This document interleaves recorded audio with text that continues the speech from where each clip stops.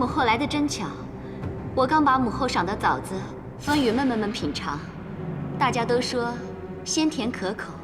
谢皇太后恩赐。皇后真是知大体，众妃也知进退。可某些人呐，口蜜如枣，心嘛……魏夫人。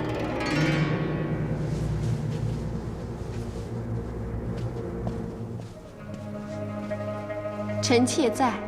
此枣可好？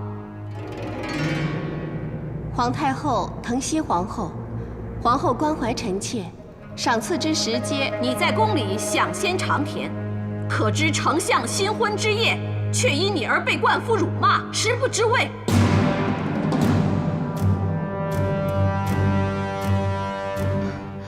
母后息怒，妹妹向来待人仁厚。 怎么会让丞相难堪呢？当中该有误会，即使有错，必属无心啊！哼，无心？我看分明就是有意吧。上次说以孝为先，看似劝解皇帝与丞相，却在背地里兴风作浪，一箭生就。臣妾愚昧，还请皇太后明示。愚昧？你聪明得很。 皇帝护你，就恃宠生骄，竟叫兄长去向丞相科索田地，贪得无厌。丞相勉为其难替你们要了，你们又怕受责，不敢要。哼，不要也就算了，你那该死的兄长，竟然厚颜无耻，反说是丞相赠田地，意图巴结，污蔑丞相。你们魏氏一族。 那些无功无职的兄姐们，在外仗势欺人、骄横放肆，全都是因你的纵容，你可知罪？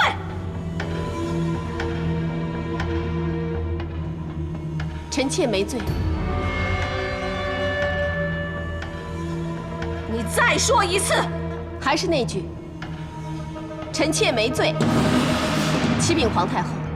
臣妾与家人一直谨记母训，不受无功之禄。臣妾的兄长也从未向任何人索取田地。你是说，丞相冤枉你了？臣妾不敢。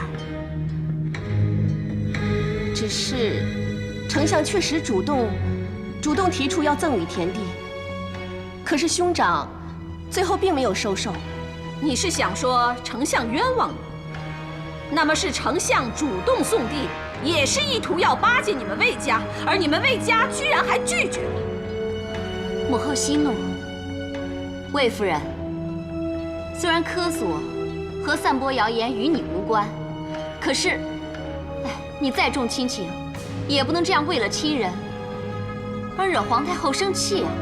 可是臣妾一家从未对任何人提起丞相赠地一事，那污蔑之罪，实不能承认。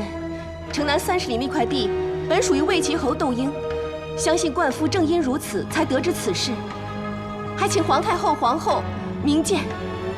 母后，这么说来，魏家清正廉洁，品德高尚，丞相受辱，全跟魏家无关了，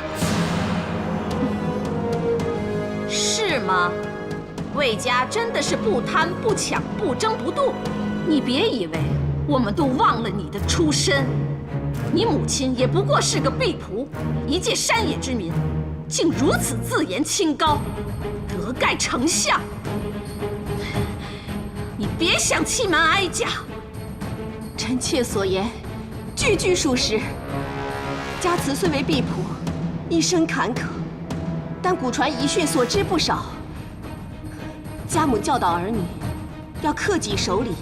以贪盗为耻，哪怕就是饿死，也绝不贪念别人一粒米谷。我们一家人虽为婢仆，但是深知贫贱不能移，富贵不能淫。兄姐们，一无科索田地，二无污蔑丞相，三无骄横放肆。还请皇太后明察。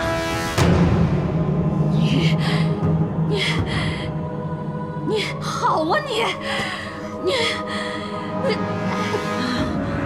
魏夫人，你进宫多少年了？后宫的规矩礼仪你都忘了吗？无论怎样也不该出言顶撞。你这样叫皇太后的颜面何存？臣妾并非有意冲撞皇太后。母后，你怎么样？别气病了才好。皇太后息怒，都是臣妾的错，没有好好管教后宫，才让母后受屈辱被冒犯。母后要责罚，就责罚臣妾吧。这才是识大体，你懂了吗？枉费哀家疼惜了你这么久，你却是这样对哀家，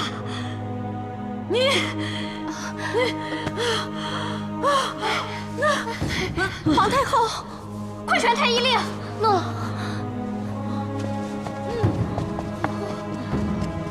你太过分了，把皇太后气病了。皇太后息怒，臣你闭嘴！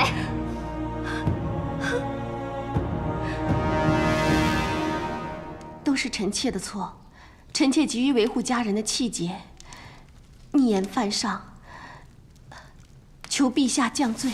哎，起来吧，坐。朕难道还不清楚你的为人吗？幸好母后这次身体无碍，就判你个有情可原吧。手这么冷啊，来，觉得如何？好暖和。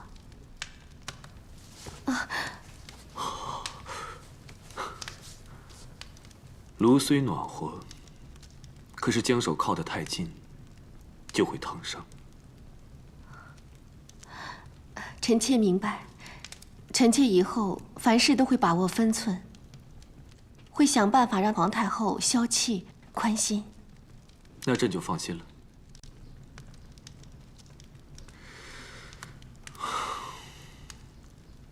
可有些人总叫人烦恼。好一个莽夫！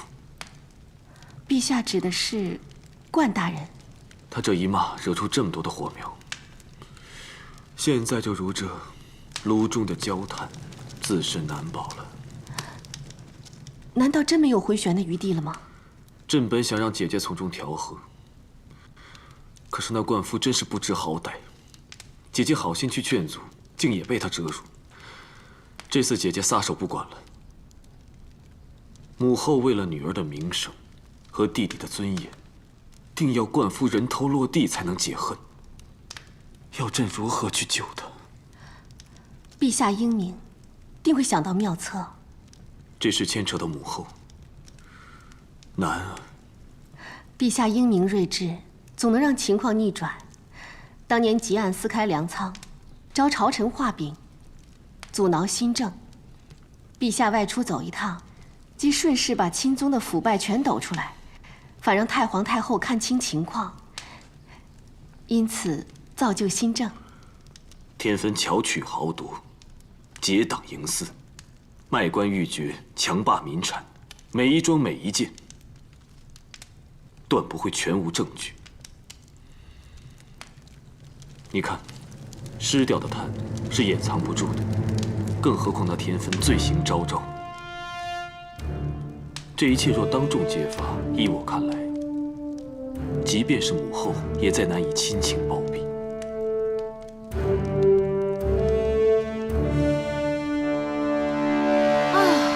管他外面风云变幻，水火相攻，现在我们两个只需舒心安逸地欣赏这场好戏。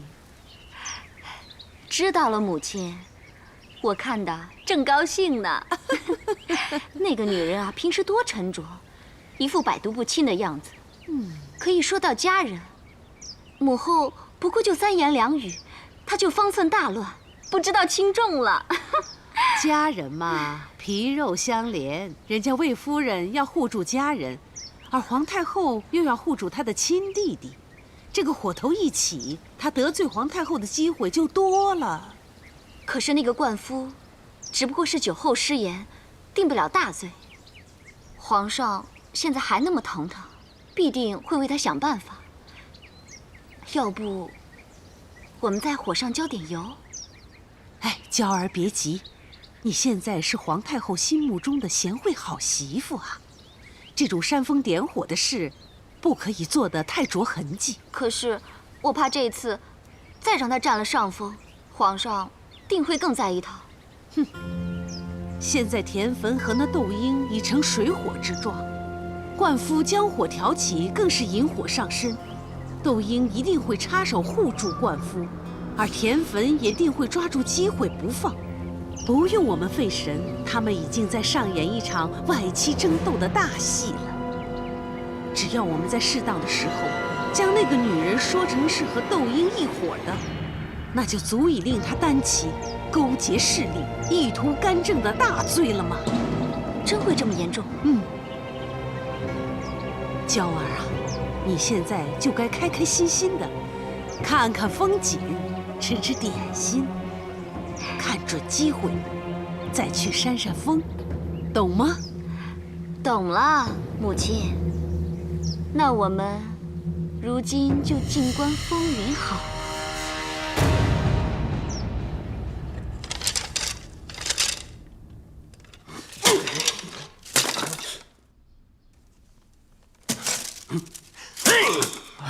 不是可三问，丞相或可再补。不，季补也沾过，贵补也问过了，全部都是一样，统统都是不及，还补什么？想到对付冠夫的计策没有？暂时还没有。哼，真是白养了你们，全都是吃闲饭的。关键时刻一点用处都没有。他所说的，到底是虚言还是实话？有多少人知道？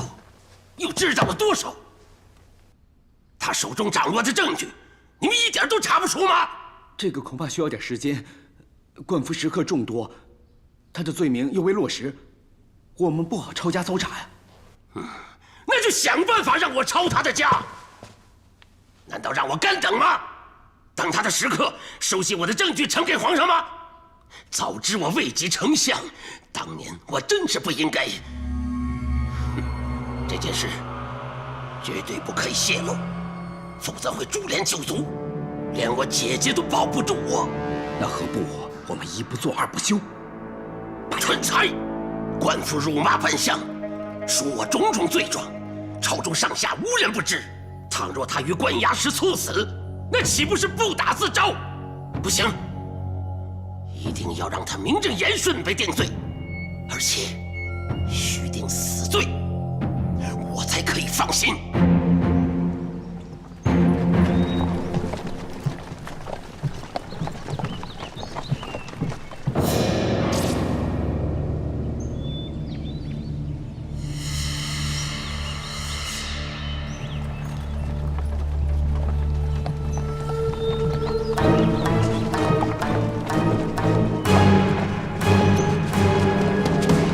小人参见丞相。你是个看相的，为何旗幡上不写神机妙算、料事如神？这个“计”字是何意思？小人不算命，只献计，以计谋生。此处荒芜偏僻，人迹罕至，你选择在此卖计，能谋生吗？市井人流虽多，但机缘未到，人再多也枉然。而这荒郊，却是有缘人必经之路，一个就足够了。那个人你等到没有？有缘人近在咫尺，就是丞相。草民在此恭候多时。你怎么知道我会经过这里？这里乃是五色帝庙必经之路，而五色帝庙正是帝王、朝臣求神祈福、问道解惑之地。其实，万事万物必有命理天意，顺应了天意，自然万事皆通。丞相与其求神问卜，不如应了这天意，给小人一个机会，听听小人的计如何？如你所言，我历代大汉皇帝共拜五色帝，如今风调雨顺，国运昌隆，你凭什么自别五色帝？可解我烦忧。就凭小人知道丞相的烦忧是如何置一个人于死地。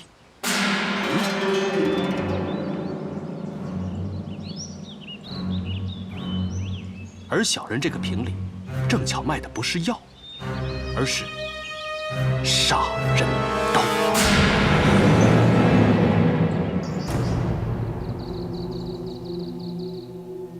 这茭白酒热得刚好，内含玉衡心经与百叶仙药，可令丞相延年益寿。这酒中穿椒和侧百叶，要数正月采的最好。小人以蜜蜂浸泡了7日，应该正合口味。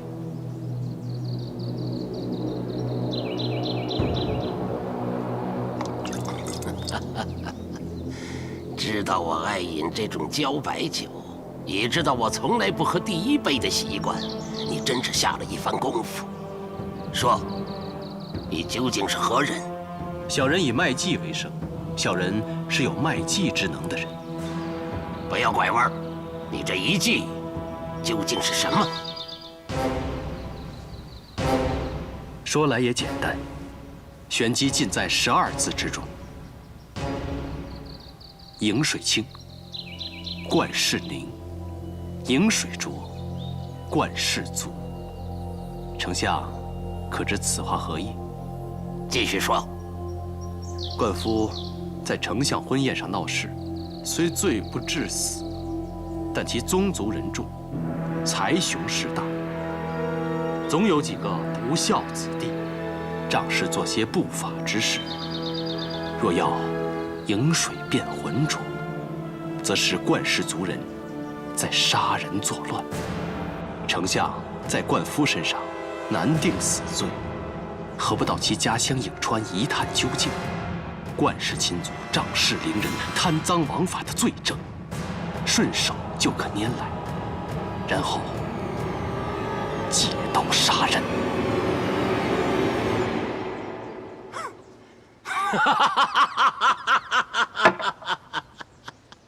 就这样？我还以为你有什么本事，其实我早就已经派人去查探了。就凭你这一点点能耐，加上这么一点点计策，就想投靠我？看来今天你的计是白卖了，这些酒也白煮了。更重要的是，我的时间让你白耗了。哼！